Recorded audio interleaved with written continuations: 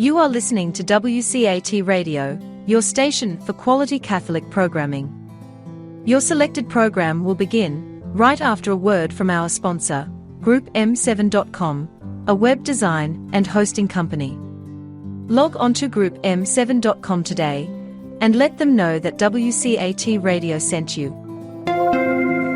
You know, my finest childhood memories was the Saturday morning movies for about 4 bits each. My brother and I could split a Coke and a big box of popcorn and watch movies about Tarzan, Jane, and their Amazon River adventures. Well, maybe that's where Jeff Bezos took his name. His Amazon.com is now the largest online retailer in the world. I'm Michael Malfood with Group M7, the oldest and largest website design firm in East Texas. And here's my point, and as usual, it's a good one. If your website is modern and up-to-date, mobile and search engine friendly, it matters not whether you sell a product or provide information about your goods and services, your sales justifiably will increase just like theirs. The world uses the internet. We can improve your website and your email. Look at our giant portfolio at GroupM7.com. Since 1995, there's only one web and there's only one group, and it's us. It's Group M7.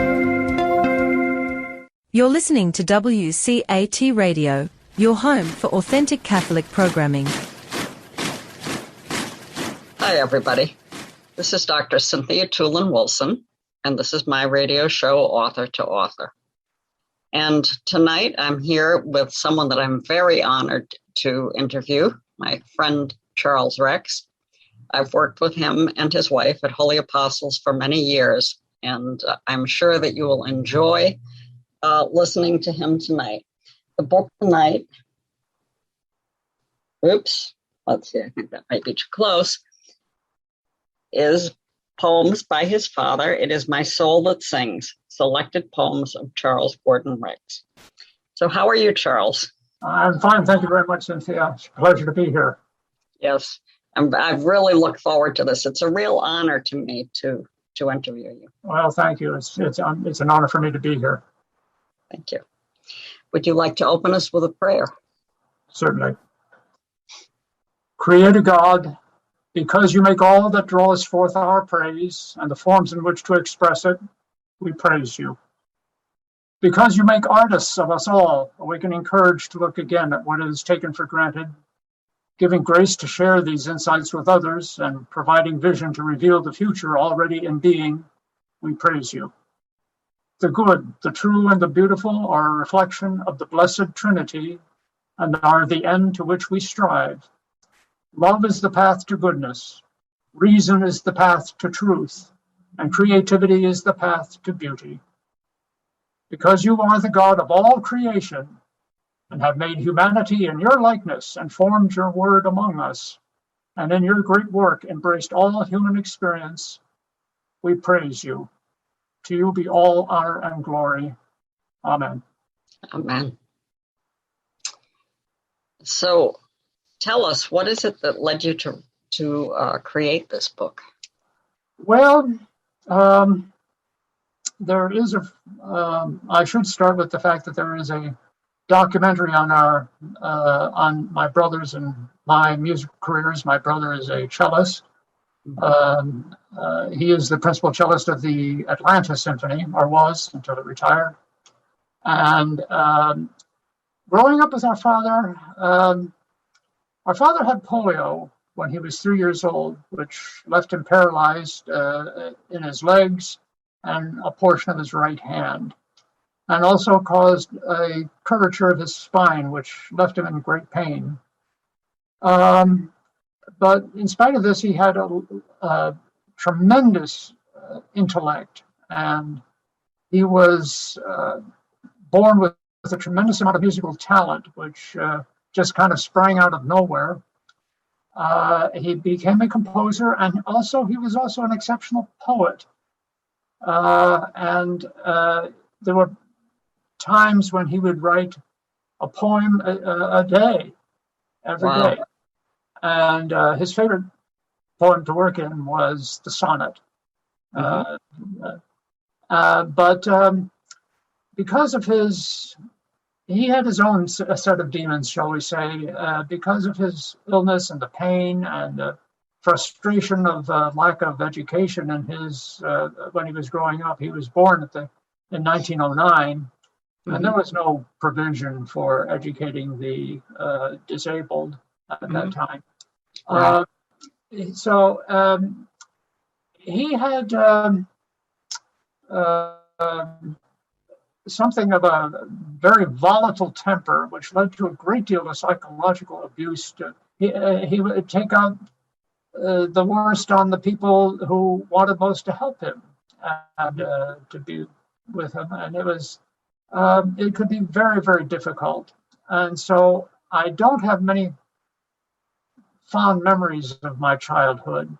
And yet, when I read the poetry and hear the music that my father composed, this was a man that I did not know. He was two people, the one that I grew up with, and then the poetry that shows me another man, the one that I did not know. And that's the one that I prefer to know. And so, for some reason, my father very rarely saw to the publication of his own works, whether it be poetry or the music. But they were always for some sort of immediate use. He would write music for radio shows, for example, and things like this. And the poetry, very rarely he ever sent anything off to be published. So there's only like 3 poems that I know of that were published in various magazines. The poetry was often written. He was the voice of the Travelers Insurance Orchestra for a couple of years, and he would also read his own poetry on the show. And so it was, as I say, the poetry and the music was for more of an immediate use, and he didn't really see to its publication. And after he passed away, and I started investigating the music and seeing, and also the poetry, with the idea of getting it published, I realized that this was a person that I really did not know, and I wanted to get to know. And this was what I wanted to be left behind of his work. And so that was the reason why I went through hundreds of poems and picked out 200 of my favorite and published them. I wanted his good work to be left behind, so that the world would know the man that I wanted the world and myself to learn about, the man that I had no experience with. You know, I watched your documentary when you showed it for the faculty. I think you may have done that more than once, but I was at one of the meetings and was so impressed with his story. You know, it's such a dichotomy between brilliance and a disability that I think caused a lot of anger. Yes, the documentary came about as an interesting way.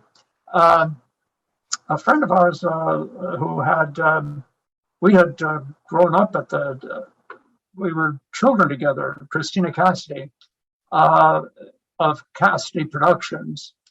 She has made several documentaries, but she wanted to get, when she got to know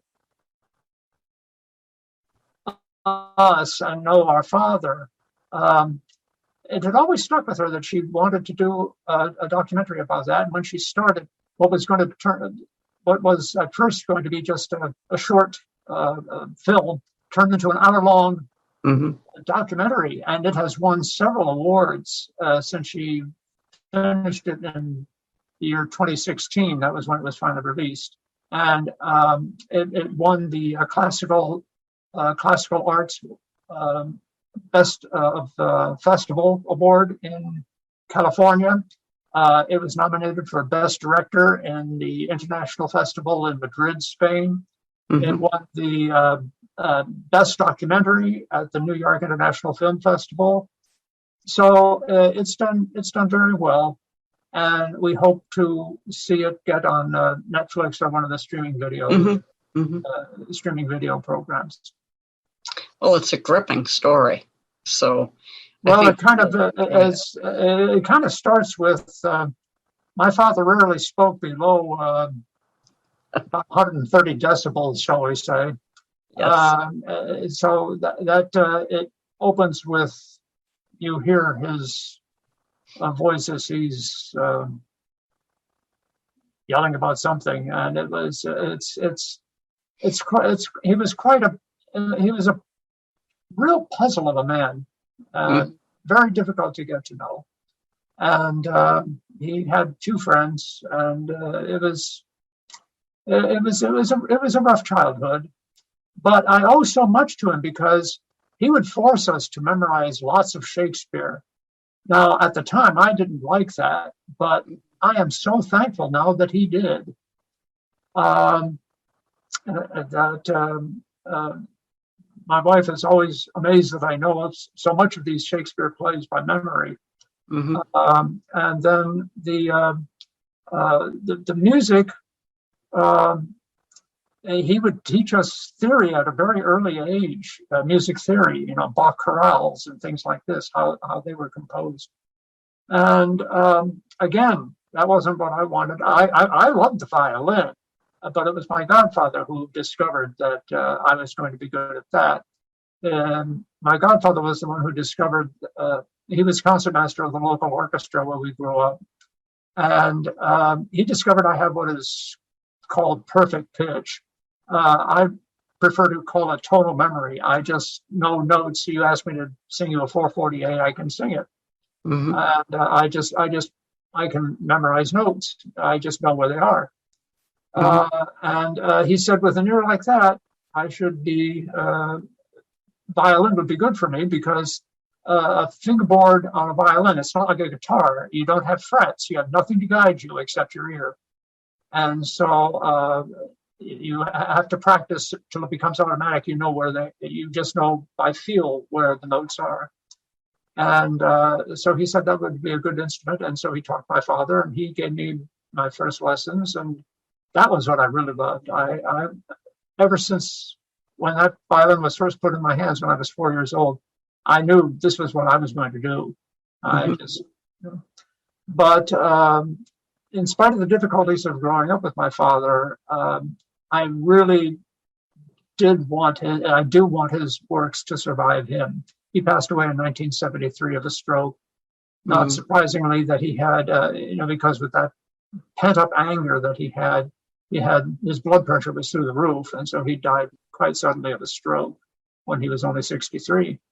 And so it's been since then. I started first getting his poems published in various intellectual magazines like First Things, and they took several of his sonnets, for example. And then finally, I put together the whole, I went through, as I say, hundreds, 600 or 700 poems to get these 200 that I really liked, and had them published by En route Publications, Dr. Sebastian Lafoud, who runs that. And so it was, I'm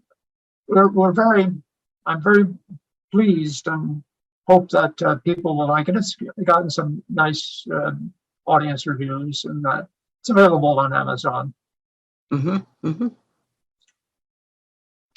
Yes, so it is, it's quite a thick book of poems. And this is, I assume, a picture of your father. Yes. He had the quite piercing steel blue eyes. Yes. As a matter of fact, there was he was an instructor at Rollins College for a while, and some of the students sometimes would stop by, and there was one in particular. This particular picture was hanging in our living room. As soon as you walked in, he would take that picture and turn it around. He didn't want to be stared at by those eyes. So that's funny. Yeah. In the middle of the book, actually, I had several pictures. I showed pictures from his life, and so you could see he could he could get around on crutches and for a while, but after he got a little older, that became very difficult to do. So he was in a wheelchair for the latter half of his life. Mm-hmm. Well, it certainly is a debilitating disease. Yes. Once somebody gets it. Now I don't know if it's as serious, but I remember. Well, we don't have it anymore. The polio. I mean, the vaccine. It's you don't see it in this country anymore. Yeah. But I remember when I was young, in the 50s, and people were really afraid of it. Yes. So. Well, I remember the vaccine had come out when I was a child. I remember, and I remember the first time getting the vaccination. It was a shot, and of course, no child needs to get a shot. But then it became a little drop on a sugar cube. Yes, you take it that way. So yes. That made it much more pleasant. yes. Yeah. But anyway, so how did you select these? When you say these poems were your favorites, what was it in particular that attracted you to them? Well, first off, I wanted to show the broad range of poetry that he would compose. There was philosophical poems. There are personal portraits in this poem. There are some autobiographical poems. There's some of them are almost kind of O. Henry in their endings. I mean, every once in a while he hits you with a surprise ending with one that you don't expect. And then there are humorous ones. Sometimes even kind of a black humor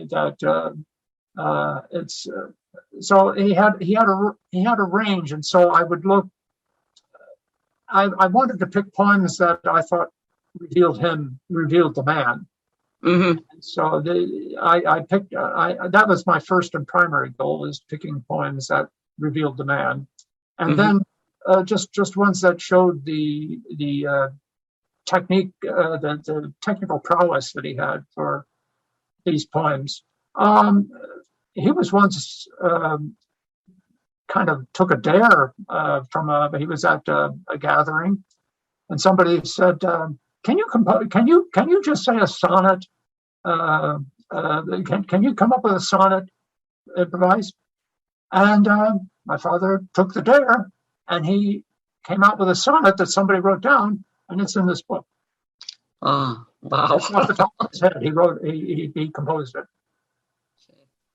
That's amazing. That's a strong intellect. Really, if someone told me to do something like that, I'd just disappear. It's like, I'm sorry. See you another day. But that is really impressive. Yeah.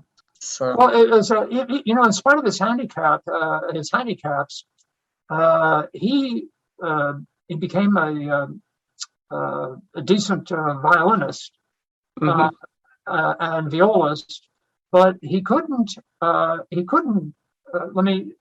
had no opposing motion in his thumb. That was the big problem. So rather than holding the bow like this, he held the bow just with his fingers like this. Wow. And in spite of that, he actually was good enough to play in the local orchestra. He was born in Springfield, Massachusetts. And so he played in the local orchestra. But as a late teenager, it became very obvious he had a fantastic baritone voice. And so he became a singer and was quite well known as a recitalist. And as I said, he was the voice of the Travelers Insurance Orchestra. He would sing German Lieder and things like that with them. And as a recitalist, he was known as the one review that I have still didn't crumble away. I still have the newspaper. It said he called him Charles Rex of the Beautiful Voice.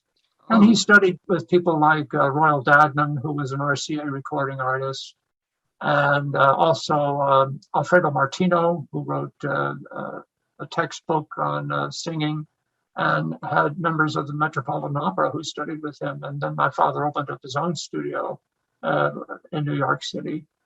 But then he decided he wanted to go into composition. but he had no formal education. Mm-hmm. So even though he was very brilliant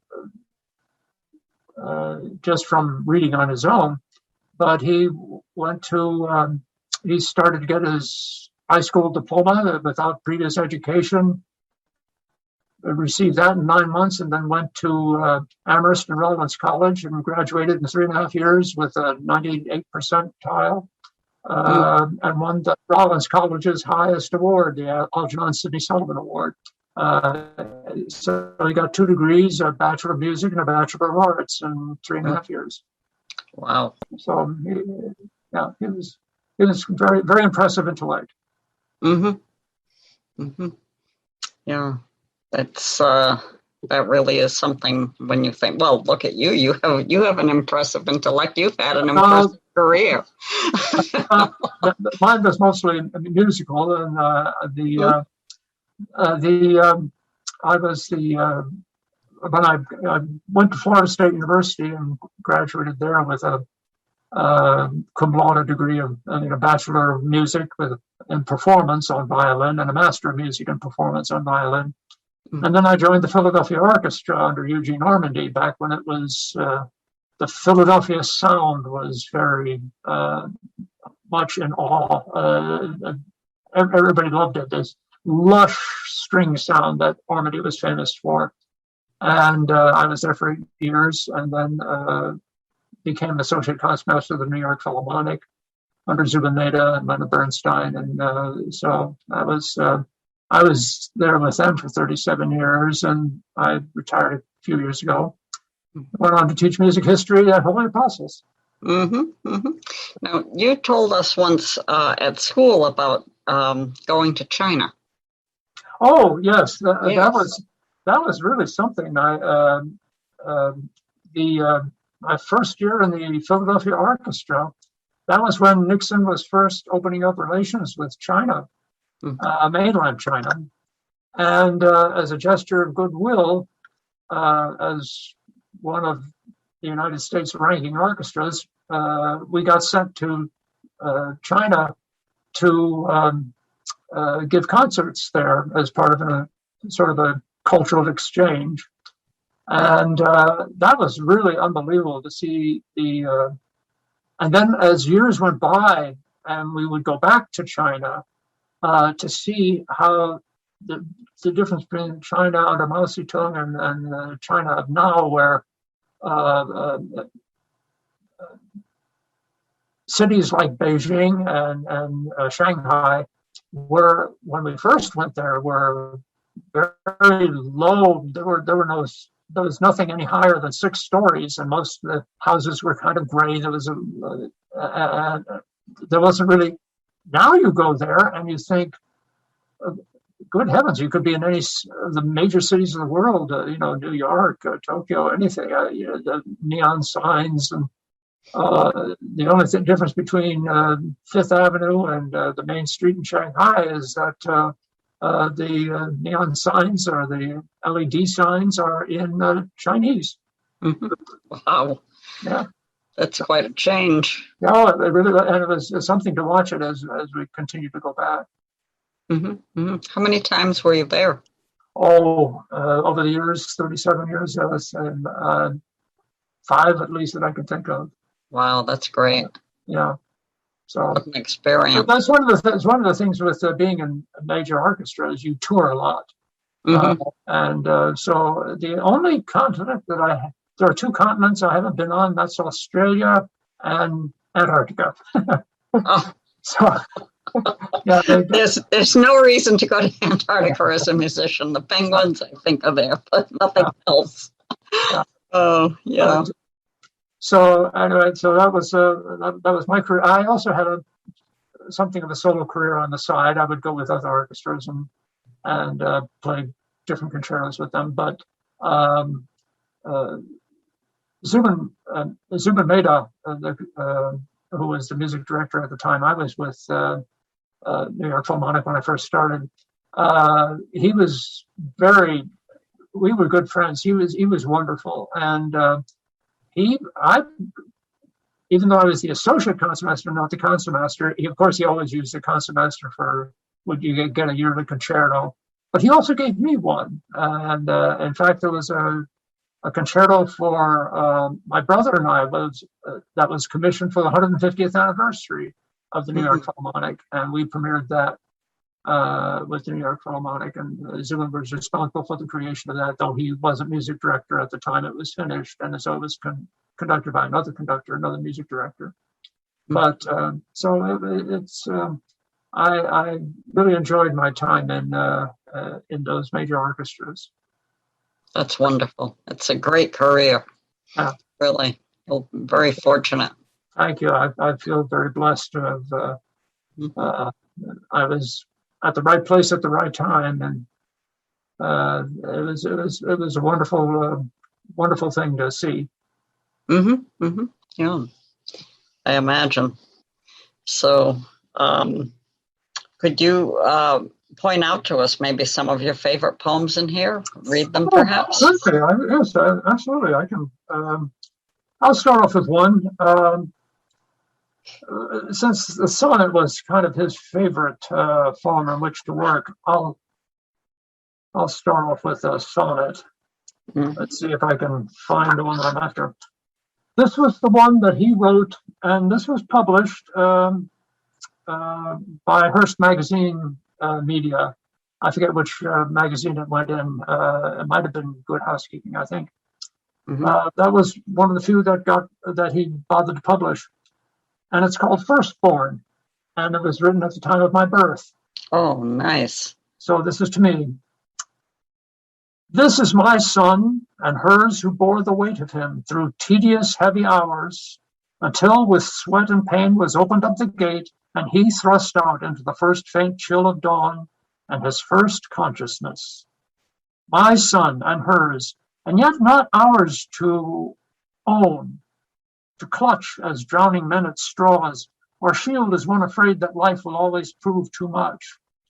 He is himself, unique, belonging to himself and that great force that gave him birth, and answerable only to the true existence of heaven and of earth. This is our son to have for such a length of time as will suffice to give him strength. That is beautiful. Well, I can't help but wish kind of that. The poem is beautiful, but I wish he had acted on it more. This is what I mean by there were two men, one I didn't know, one I did. Yeah, but clearly the sentiment was there. That's isn't something. The thing. Yes, yeah. No, the poems and the music reveal this man existed. I don't know why he didn't show it more. Well, except as you said, the frustration and the anger and the pain. So, well, those can change all of us. Now, if to just switch to something a little bit, I'll read something that is a little different. And this has one of those, this isn't a sonnet, this is a string of couplets. Quatrains.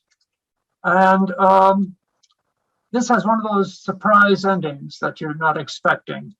And it's called Happy to His Arms. Her eyes were bright. Yes, that she knew. Her figure lovely, slim. Her hair was dark and waved just right, for she was meeting him. And though she really wasn't scared, her heart was acting queer, for he was handsome, fair and tall, and looked a perfect dear. She hadn't really wanted to meet him till today. They'd seen each other once or twice, but in a casual way. Besides, if people really knew, they might not let her go. And he was so insistent that she mustn't now say no. A final glance into the glass assured her of her charms. Then silently she left the house, went happy to his arms. And that's the way she'd tell it, too, if given but the chance. I'm sure that is the way she died, for Grandma loved romance. Oh. The surprise ending. Oh, yeah, I'll say. She was going to meet death. Yep. So that's, yeah. That really hits you between the eyes. Yeah, it does. It's such a surprise ending. Yeah. Yeah. Mm-hmm. So that's one of those. And then here's a little one I like. This is very short. It's two men talking. It's called Gemini. There were two of me, you know. It was not I whom she let go. Strange indeed, she never knew the one that you insist was you.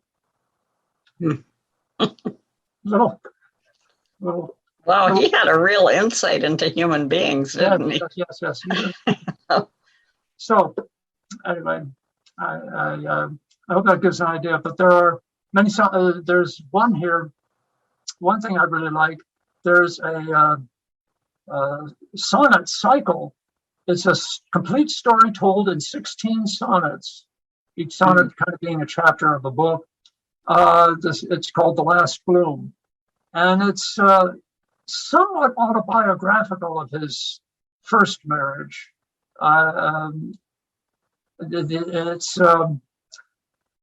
It's really strange, actually. There's more honesty about himself in this. It shows something of what caused the breakup of that marriage, and but it's interesting. 16 sonnets in a row that tell a single story. So I won't. I won't try to read that. That would take the rest. That's fascinating that someone would do something like that. Yeah. I mean, to write 16 sonnets as continuous as chapters of a book almost. Yeah, that's fascinating. Yeah. So, original thought too. Really. Yeah. Mm-hmm. I feel that that this book, I hope, will not only it was kind of cathartic for me to get this out and really struggle. It took a lot of work because a lot of the poems were in manuscript, and so his handwriting was not the easiest to read. And also a lot of them were written back in like the 1930s, 1940s. And so the quality of the paper was not very good. Some of it was just practically crumbling.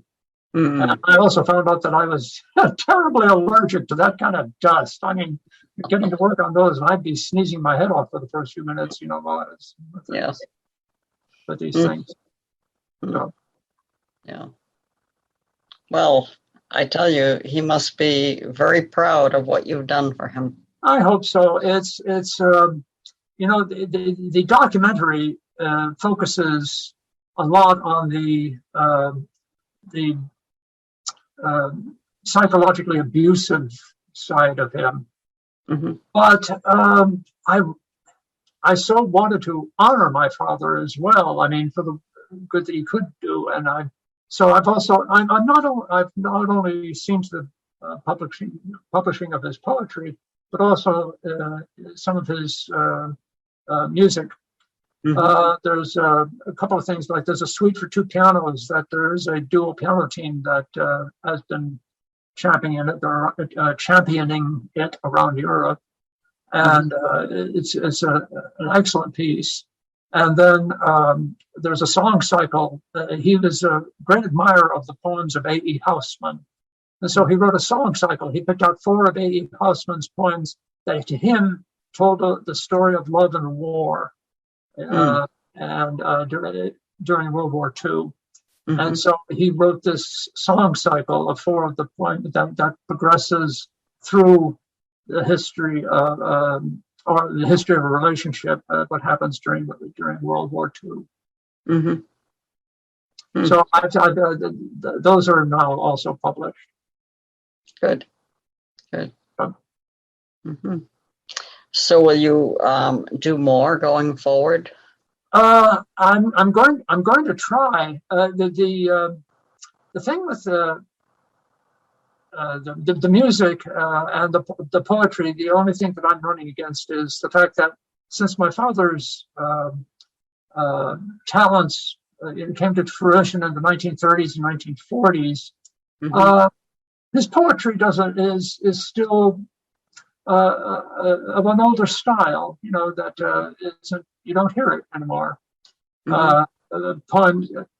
He did write some free verse, but mostly he liked the formal structure of poems, and so and his music is not what one would call modern, but it's interesting when we put the song cycle that I mentioned, the song cycle on A.E. Housman poems, we put that on a chamber music concert with the New York Philharmonic. And the concert was reviewed by the New York Times. And even though it was done in the late 1980s, and he had written it in the early 1940s, the critics said that called the piece the most effective piece on the program. Wow. Yeah. So I'm hoping that, there are several composers who, because of the length of their life, would go from one era of music into another era of music, but they themselves wouldn't change. For example, I'm thinking of Rachmaninoff, who started off as a deeply romantic composer, and he never changed. But he lived into the 1940s, into the era of Stravinsky and the Russian 20th century composers. And he just never could get into that type of writing. And so he stayed as a romantic composer. But now we don't care when it was written. It's magnificent music. So it earns its place. And so I'm kind of hoping that's what will happen with my father's poetry, that even though it was written in the earlier time, that it will earn its place. Good. It probably will. I hope so. Yeah. So if you would like, there is another kind of humorous poem that I like. It starts out kind of deep. Let me see if I can find it here. Just a moment.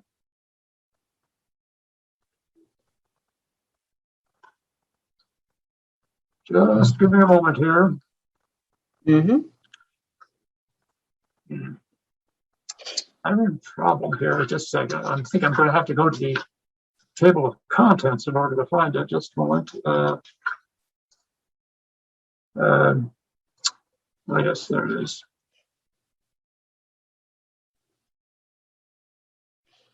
Now, this is called A Conversation in the Rain. And it's a man talking to a tree. Lonely, drenched tree. I'm sorry, let me start that again. Lonely, drenched tree, what do you know of wonders, of God and rain and thunders? You bow your head to every breeze and stand aloof from other trees. Your branches tremble at the blow of every drop of rain or snow. Then said the tree, I've stood here for 100 years and held the birds and known their fears. I've lived when others passed away. I've seen the world in bright array, changed to cold and sparkling white, and heard the winds that howled at night. I've felt these things time and again, and I have found that God is rain. For rain refreshes thirsting flowers. An act of love is drenching showers. An act of love, an act of God, are both the same to we of the sod. I tremble, not because I'm weak. I bow my head, for I am meek, accepting all that comes my way and sheltering those who know dismay. I feel his power in every leaf, and so for me there is no grief. Stupid, drenched man, what do you know of wonders of God and rains and thunders? You don't know much at all, I'd say.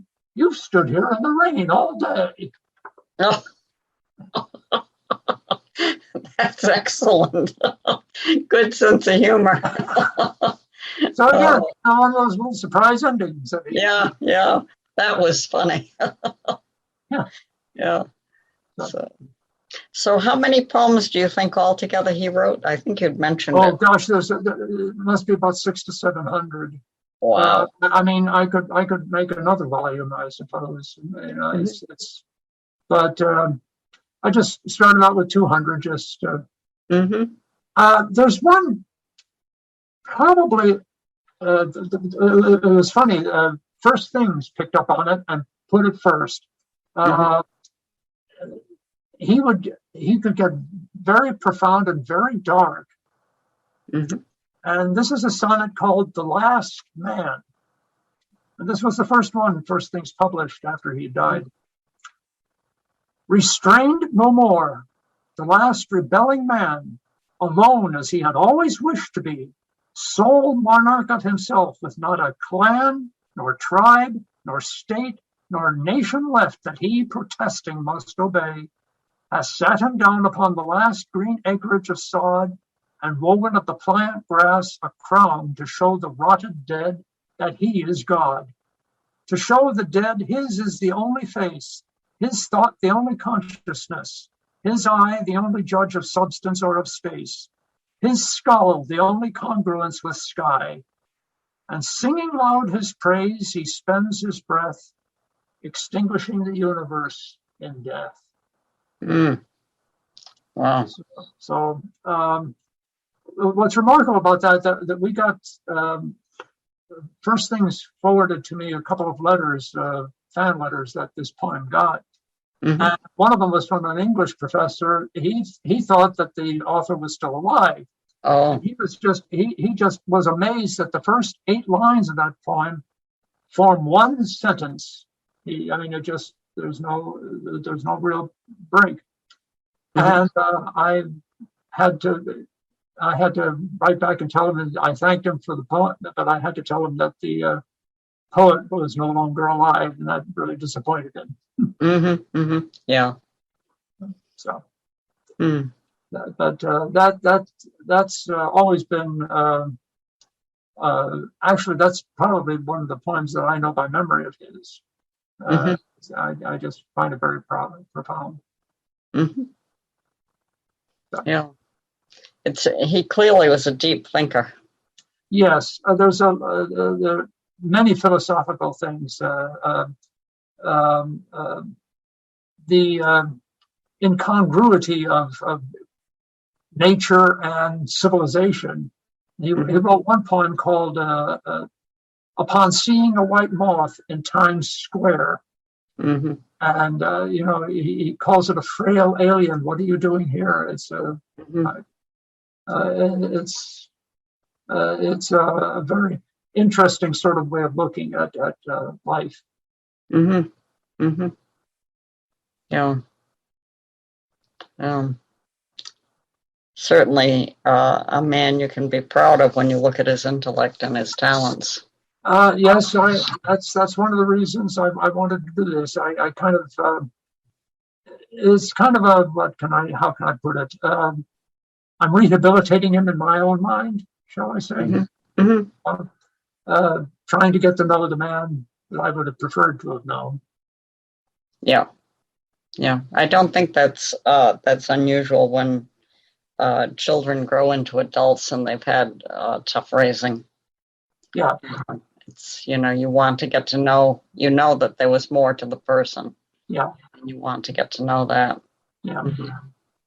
So I'm very pleased and grateful that this book was published by En route publishers, and that I hope that people will enjoy it. Oh, I think they will. Thank you. There's a lot of very interesting poetry in it. Yes. So, is there anything else that you would like our audience to know? Well, let me see.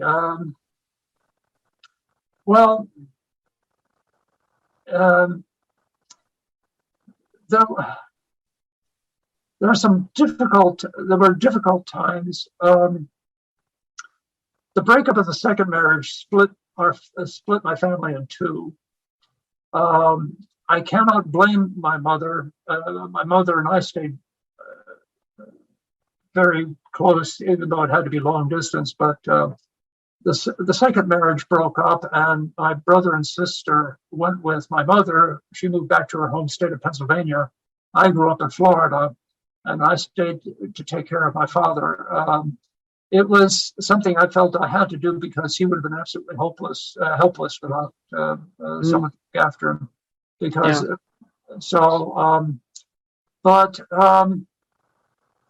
while we were, when I went to FSU, I moved him up to Tallahassee and put him in apartments, and it was when I was graduating and getting ready to look for a job, auditions for other orchestras. Unfortunately, on my birthday, my 21st birthday, his birthday present to me was he had an old German Luger that was given to him by a friend, taken off of a German soldier's body. Oh. And unfortunately, he blew a hole in his chest. And missed his heart by millimeters. I mean, it was, and I remember that on the evening of my birthday, about 3:00 in the morning, a policeman came to my door, knocked on my door, and said, "There's been a shooting over at your father's." And I said, "A shooting?" He said, "You better come with me." So I went with him. I followed him, and I had an old car, real beat up piece of junk. But it was a typical student car. I mean, you could see the road going by underneath you, but the floor pans were rusted out. Yeah. But I followed him. I followed him to the hospital, and here he was in the emergency room. And I remember talking to the doctor and looking at the X-rays. And the surgeon knew my father, liked him very much,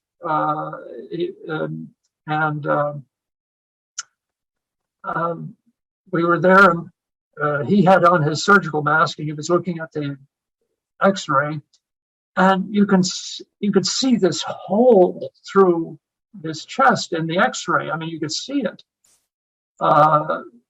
Went completely through his body, went completely through the bed, and the box spring and lodged on the floor. Oh. So and so I asked him, "Will he be all right?" And I'll never forget. He looked at me, and over the surgical mask, I could see a tear coming down his eye, and he said, "I don't know." But he lived through it. Wow. So that's that was my 21st birthday. But yeah, so that was kind of a traumatic experience. Mm-hmm. Mm-hmm. Well, he was strong, but apparently so are you. To have survived that. I tried, and then we moved him back to.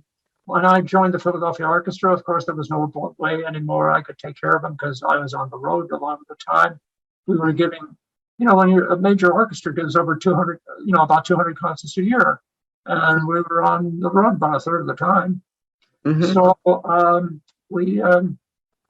So we moved him to Springfield. He still had family there, Massachusetts, and we found it's interesting. It was a kind of an out-of-the-way travel lodge. You remember that chain, Travel Lodge? Yes, sure. And they rented him 2 rooms there. And it was across the street from a funeral home. Oh. And I remember that my father said, "I'm going to be there in a year." And he was. He died of a stroke about a year later. Mm-hmm. But for that last year, with his family, childhood family, members of his family there, mm-hmm. He seemed to be getting happier. and it was strange that just as he seemed to be at home a little bit more and feeling a little bit better, that's when he died. So. Mm. So, by the way, I'll read one more poem. It's the first poem in the book. Mm-hmm. It's a kind of an autobiographical poem. Now, you have to understand that with the curvature in his spine and the fact that his legs have been paralyzed all his life, the musculature in his legs had totally atrophied. Mm-hmm. So his legs looked nothing more than like bones with skin on them. That's skinny. So this poem is kind of autobiographical. It's called "Listen to My Song." Listen to my song, gaze not upon me. My spirit long has broke these earthly chains. My soul has found at last a greener valley, and fetters not itself with human gains. My body, broken, would have tried to bind me, had not my mind reached out to nobler things. Now I am conscious of naught else but beauty. Forgetting self, it is my soul that sings. Mm. And that's why I picked that as the title of the book. Mm-hmm. And it also is, that is the epitaph on his tombstone. We put that there. Mm-hmm. So. Oh,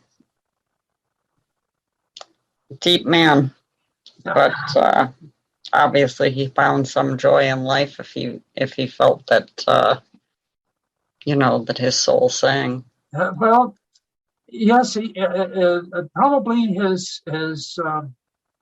happiest time was probably during the 30s when he was on radio as a baritone soloist, and he would read his works over the radio and this sort of thing.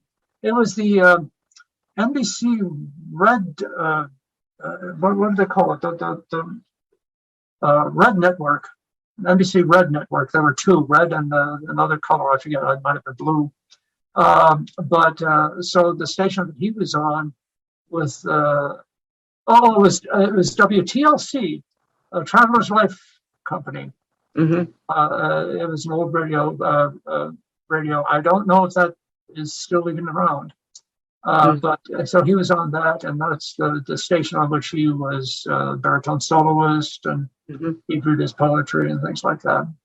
And then he moved to New York to study with Martino, and then he opened up his own voice studio. So that was kind of the really the high point of his career. Mm-hmm.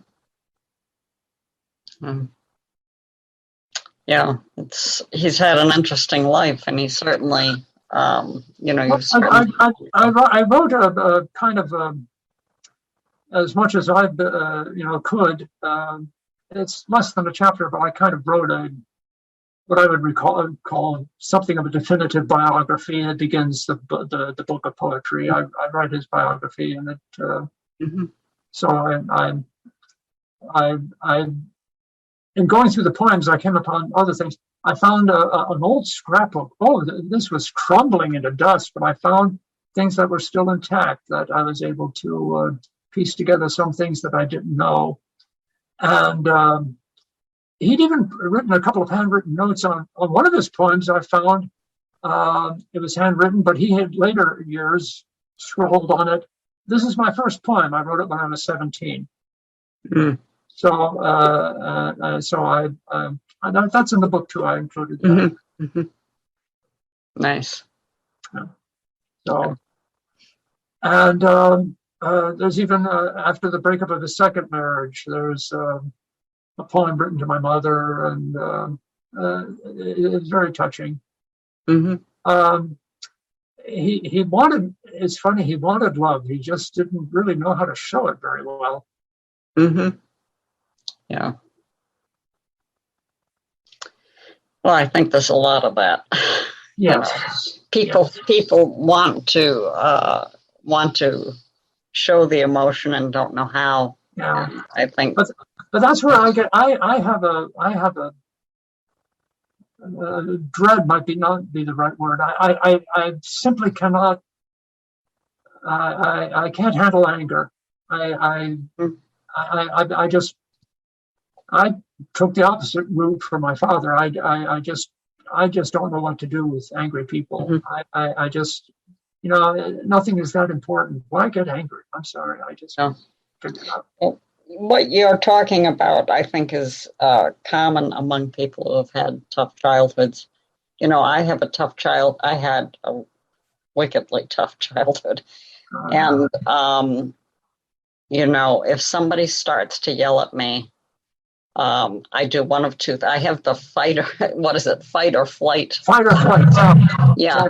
So I either want to start backing away or I want to start advancing to stop it. Well, me, I only back away. I just climb up. I just can't handle it. And so, I'm very, very happy that my wife Elizabeth is. We never argue.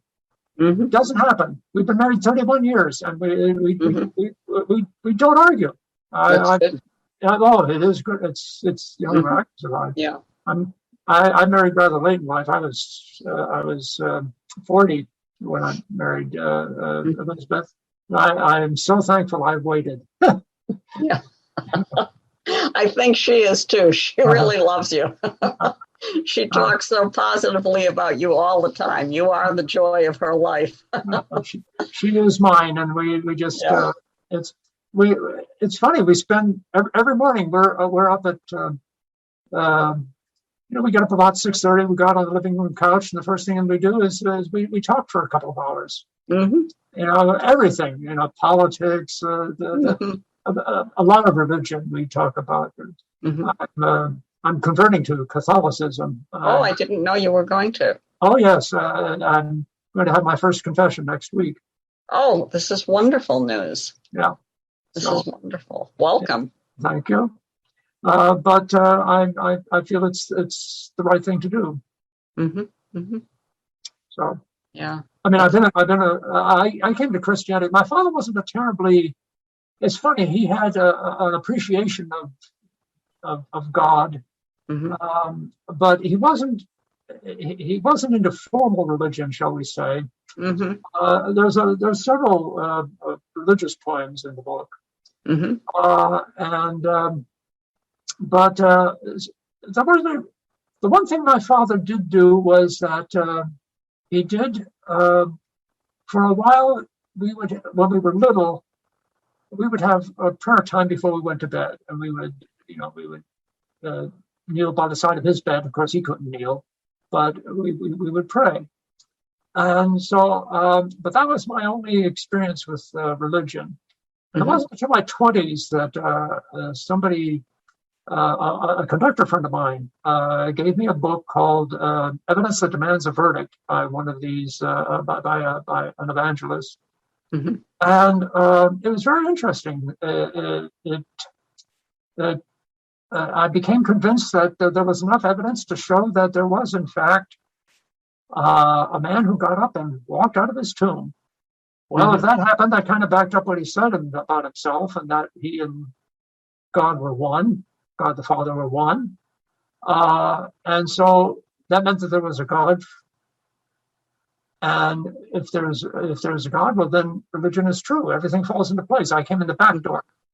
Mm-hmm. And gets up and walks out of his tomb. That kind of backs up everything he said about it. Yeah. So that's how I became a Christian in the first place. But I grew up in the 20s. I joined a Presbyterian church. I was friends with great biblical scholar Dr. James Boyce. But something seemed to be missing. Mm-hmm. And so anyway, I think I've finally found it. Mm-hmm. That's good. I'm a convert myself, so. Oh, I didn't know that. Oh, yeah. Yeah, I converted because of a religious experience in Rome, of all places. Really? Yeah. I'll tell you about it someday. But, okay. But yeah, I'd love to hear it. Yeah. It's just interesting when you think of how many people, that you may not be overly religious. You may actually think there might be something, but you're not sure. Right. And something just clicks, whether it's an experience like I had or whether someone hands you a book that explains something. Yeah. It's amazing how that happens. It's God pursuing us. Yes. Yeah. Definitely. Yeah. Mm-hmm. So excellent. I'm really, really glad to hear. I remember talking to you once. I think we were at Fideas at Ratio. And I can't remember who it was that was speaking, but you had asked a Christology question, and I teach Christology, and we talked for a couple of minutes after that. Well, I knew you teach Christology. I'm trying to think of the incident. What do you remember the question I asked? No, it was about 3 or 4 years ago. Oh, okay. It was Chris Apodaca, I think, was speaking. Oh, yes. Now I remember the incident, but I don't remember what I asked. Yeah, I don't either. But I do remember you asked something about Christology. And after the talk was over, I turned to you and I was talking to you about it. Oh, I wish I could remember. So do I. What can I say? The one thing that I will say about Dr. Boyce and Protestants is that I did read the Bible several times through. That was that's one thing Presbyterians are very good about, is that they're big on scriptura sola, scripture only. Yeah. Which now I understand it doesn't quite work that way, but it's still, nonetheless, I read the Bible because of it, and I'm grateful for that. Mm-hmm. Well, I should tell you about a textbook that I use both in One and Triune God and in Christology. It's by Ludwig Ott. Of course, I've heard of Ott. Fundamentals of Dogma. Of course, yes, I have that. Okay. I love that book. It's it enables people to see not only where things are coming from in Scripture, but in magisterium and in tradition. Yes. So I love that. Because it's like, okay, it's not just here; it's here, here, here, here, here, and here, and this is the logical conclusion. Right. So, I love that book. Well, I just got. I just bought the big catechism, the one that St. John Paul II. Authored. And you read that, and that's just amazing that that man was such a thinker. I mean, it's just unbelievable. Yeah. And a lot of it, I feel, is going. He was such a loving man. I mean, just love of such eternity. I almost feel it's a little bit beyond me right at the moment. I get into this, I'm thinking, this is so profound. This is going to take study. Mm-hmm. So, but Ott is good. I mean, it's more concise. Yes, that's what I like about it, though, because it does give people a variety from the Summa, from Scripture, from magisterium, from the fathers, so that they get a sense, that this isn't just something someone said or, someone has interpreted. I am an admirer of Aquinas. It's interesting. There's a Protestant theologian, Dr. Norman Geisler, maybe you've heard the name, and he wrote a summary of the Summa Theologica in one volume,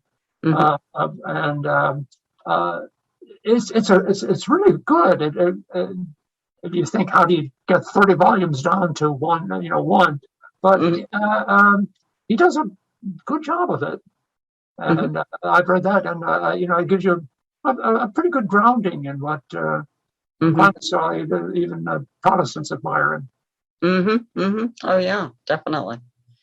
Yeah. So, yeah, I've been, I've been teaching here now 27 years. Oh. And, yeah, and I love that, it's just nice. Every year I get new people that I can show these sources to, and it's almost like you have these little kids. I mean, they're adults, obviously, but it's like you have little kids around the table and their eyes open wide with surprise, So I really do enjoy that. Of course, now I just teach online. But I used to teach in the classroom. So there's a similarity between that and I enjoy teaching music history, music appreciation, because it's when you get right down to it, music is virtually another language. In the truest sense of the word, you can get a more accurate feeling for what is going on inside of a man from his music than you can from what he says. Music will impart the exact emotion he's feeling at that moment. It will, even in the Baroque era, which was so complex and has these really tight forms like the fugue or the passacaglia or these things, where you're kind of almost in a straitjacket. But Bach, when a fugue in his hands, he was as much a romantic composer as Brahms was in his own way. So it's there's an interesting story about Bach. The famous gold record that was on the Voyager spacecraft that was to go out into space, and we're still receiving signals from it, and it's billions of miles away. When it was first being proposed, several eminent scientists, what should go on to this golden record to show any alien life form? What about our humanity and our culture? And the biologist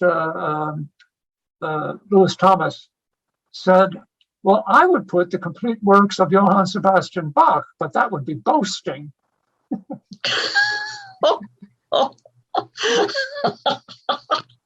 That's a wonderful story. So many composers. Beethoven said he is the immortal god of harmony. I'm trying to think of. Gounod said that if all of music was lost, you could reconstruct it with the foundation that Bach laid. Wow. So a lot of people, a lot of famous musicians, I among them, feel that if you really had to nail down who was the greatest composer who ever lived, it would have to be Bach. Yes, Beethoven was the great revolutionary, showed us what it was to really have self-expression and stuff. But Brahms also said, study Bach, there you will find everything. Wow. So that's the three Bs: Bach, Beethoven, and Brahms of German music. Yeah. Well, I hope someday, if they ever do find life, that they'll be able to play that.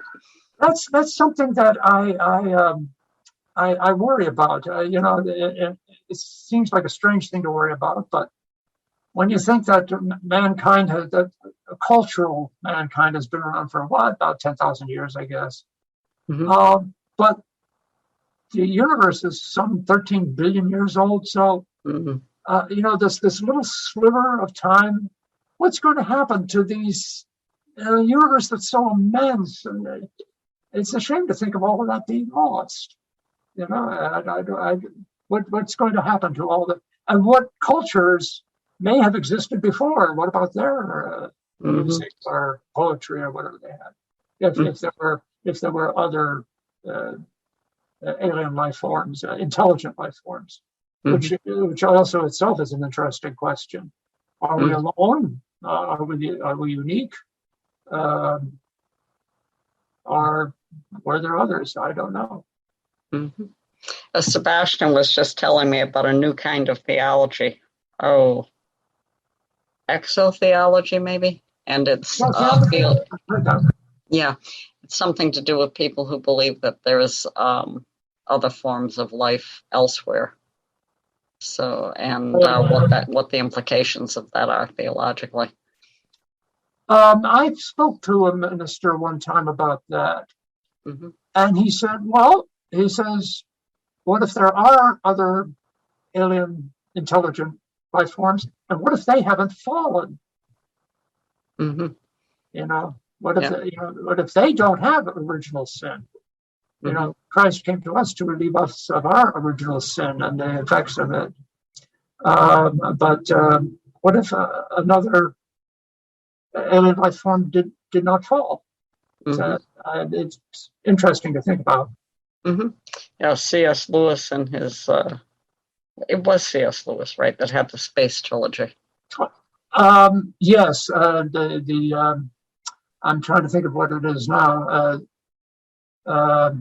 I know the one you're talking about, and I can't think of it. He also, that makes sense. At least I remembered it exists. Yeah, he also wrote Narnia. There's another trilogy that Isaac Asimov wrote, but he's not a religious person, as far as I know. But I'm trying to think. But I've read it. I can't think of what it is. But you're right. C.S. Lewis would do that.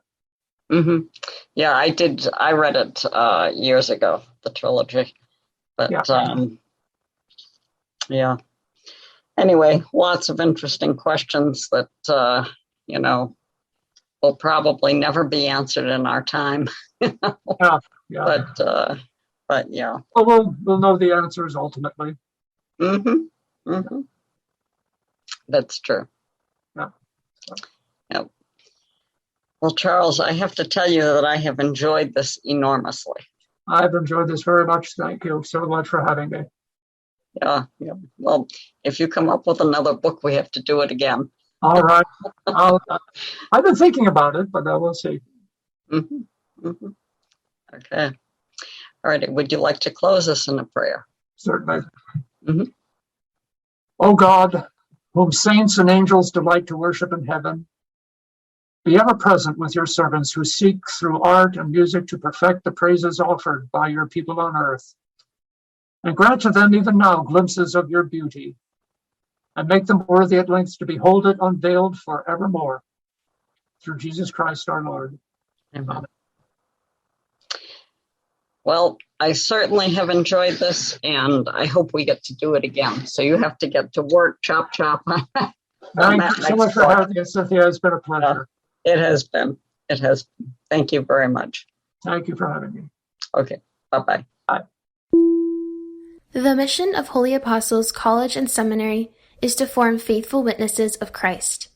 Year after year, the prestigious Newman Guide has recommended Holy Apostles for our academic excellence and steadfast fidelity to the magisterial teachings of the Catholic Church. We are also fully accredited and the leader in Catholic online learning. Our students enjoy the unsurpassed flexibility to study on their own time and anywhere in the world through asynchronous engagement. Holy Apostles is dedicated to the relentless pursuit of truth, which allows students in all academic programs, including undergraduate, graduate, and personal interest, to formulate a coherent worldview based on both faith and reason. The study of the liberal arts also develops and refines key competencies associated with career readiness, such as critical thinking and problem solving, clear communication, collaboration, and a strong work ethic. The tuition rate at Holy Apostles is one of the most affordable in the country. Yearly tuition for a full-time undergraduate is under $12,000. Students at Holy Apostles can graduate with minimal or even no college debt, which enables them to live out their calling as faithful witnesses of Christ without heavy financial burdens holding them back. Please visit www.holyapostles.org holyapostles.edu/admissions for more information. The Fall 2021 admissions deadline is Friday, July 23rd. Classes start Monday, August 30th. See you soon! Hello, God's beloved. I'm Annabelle Mosley, author, professor of theology, and host of Then Sings My Soul and Destination Sainthood on WCAT Radio. I invite you to listen in and find inspiration along this sacred journey we're traveling together to make our lives a masterpiece and, with God's grace, become saints. Join me, Annabelle Mosley, for Then Sings My Soul and Destination Sainthood on WCAT Radio. God bless you. Remember, you're never alone. God is always with you.